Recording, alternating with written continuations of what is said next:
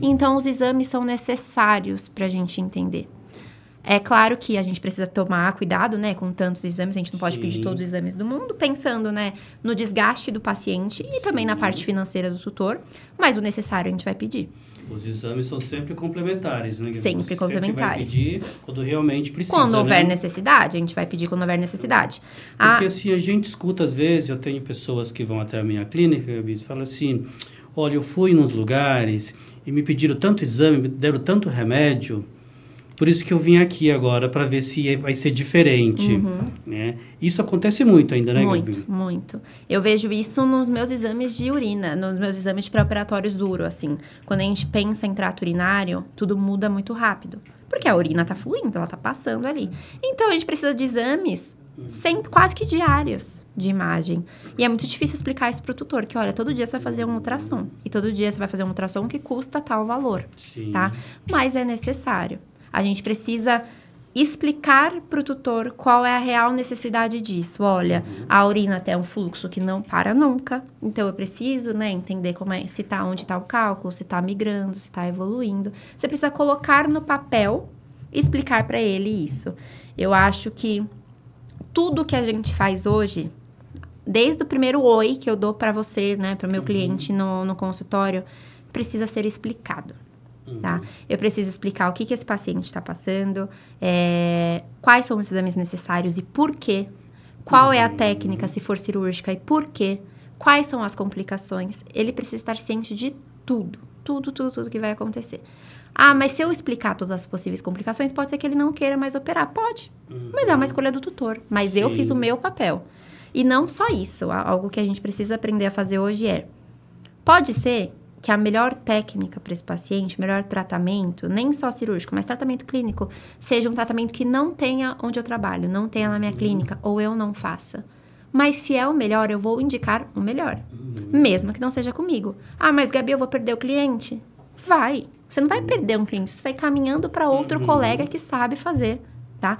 Você tá perdendo um paciente, mas você está salvando a vida desse paciente. E criando um relacionamento de confiança. E criando um relacionamento de confiança. Porque quando esse paciente ficar bem, pode ser que esse tutor volte pra gente, para fazer acompanhamento com outros animais deles ali. Porque, gente, é jogar com honestidade mesmo. E pensar, se fosse o meu gato, se fosse o meu cachorro, como eu ia querer que ele fosse tratado? Ou se pra você não é tão importante, tá bom. Quem é a pessoa que você mais ama no mundo? É sua mãe? Se fosse a minha mãe precisando de uma cirurgia, quem eu ia querer que operasse a minha mãe? Qual hospital eu ia querer que operasse? Qual o material? Eu ia escolher o mais barato? Ou não? Eu ia olhar ali quem é referência para escolher de fato.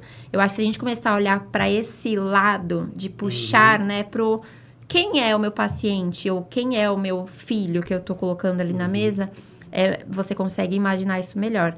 Eu tento sempre olhar para os meus pacientes como se fossem os meus gatos. Eu tenho 3 gatos e um cachorro, que são a minha vida. Então, toda vez que eu tenho um paciente, eu olho e penso, beleza, eu ia gostar que fizessem isso com o Loki? Eu ia gostar que tratassem a Belly dessa forma? Então, eu tento trazer isso para dar o melhor para o meu paciente. E eu tento sempre que o tutor enxergue isso também, para ele conseguir entregar o melhor pro filho deles, né? Ô, Gabi, a gente criou esse podcast, Pode Latir, Pode Miar, para tentar levar aos tutores respostas. Porque a gente sabe que a maioria das pessoas que tem um animal, nem sempre sabe como cuidar daquele animal, principalmente em situações de doença, né?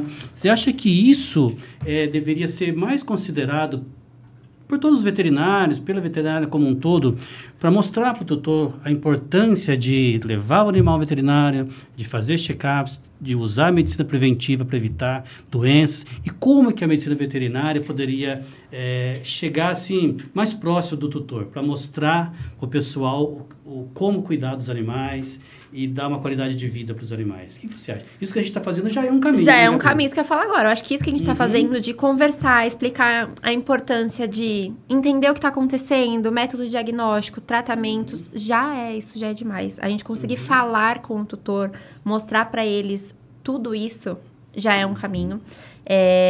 Lembrar que esse cão, esse gato, gente, é uma vida.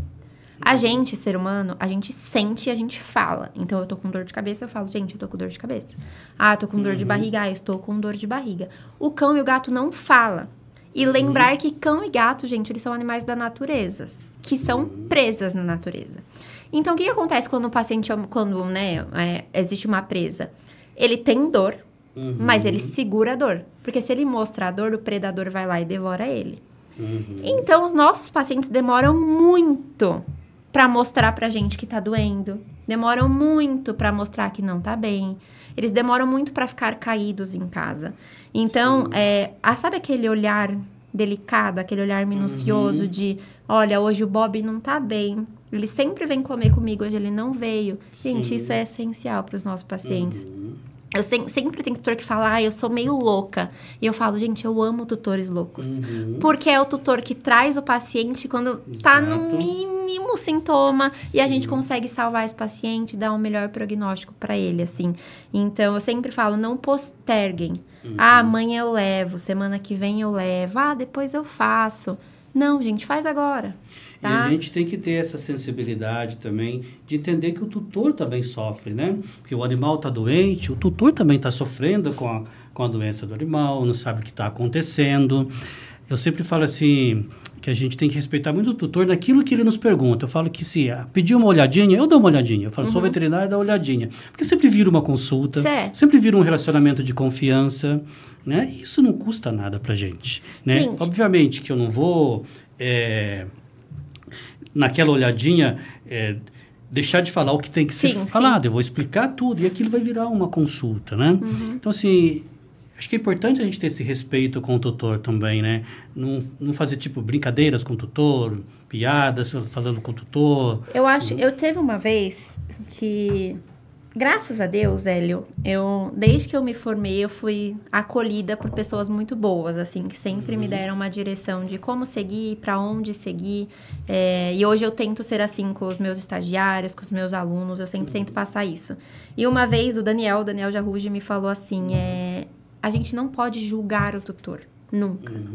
Então, às vezes, vai vir um tutor e vai falar, Gabi, eu não consegui trazer antes porque eu trabalho, ou eu não consegui trazer antes porque eu tô sem dinheiro. Não é minha posição julgar o tutor pela demora, quando ele trouxe, por que trouxe. Não.